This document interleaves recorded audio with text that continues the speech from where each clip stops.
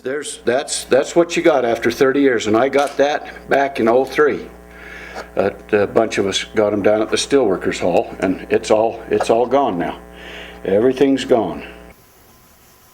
It was really the only steel mill, integrated steel mill west of the Mississippi River. When they're taking raw ore and making it into steel, and it was primarily made in the first place to make plates for battleships and ships.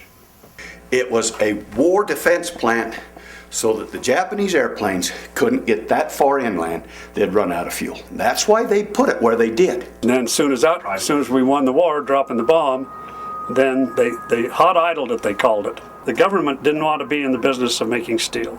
And then a year later, U.S. Steel negotiated a deal and bought it from them. U.S. Steel decided to have a big grand opening right by the HR buildings, right on the Geneva Road. My mom loaded me in the car. I was probably only 6 or 7 years old, and we drove on Old Highway 91 from Spanish Fork, clear through Springville and down through Provo and down to Geneva Steel for this grand opening. And they played the band, and the governor was there, and it was a big hoopla for the grand opening of Geneva Steel.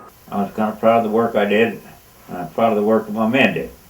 They called me crazy out there because we all had names. Well, my last name was Brown, so they just started calling me Brownie, and it stuck. Yeah, they called me Crazy Horse. I'd get upset with sometimes with them. Central maintenance was sort of like, we were like firemen. You know, we built choker and did that, but if there was a fire, like something broke down, which stopped production, that's when we went to work, and we worked around the clock to get the plant up and running again, because but the plant wasn't running, they weren't making any money. And I stayed there in the coke plant for 21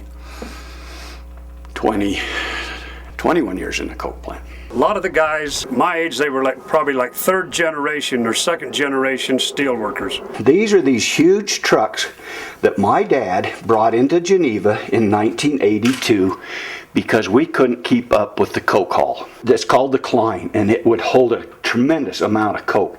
And my dad was instrumental in getting that done. My dad worked there, my brother worked there in the roller mills, and then I worked there. And a lot of them had third and fourth generations.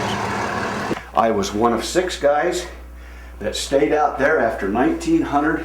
Somewhat steel workers were let go. They laid almost all of the iron workers off in December of '99, and they kept a few bosses and a few people because there was still stuff they had to shut down. I took this on my last day, which was 11/15 last day, and I stopped and picked this up out of the North Quencher. They seeing that now, they believe that's the largest piece of coke left anywhere.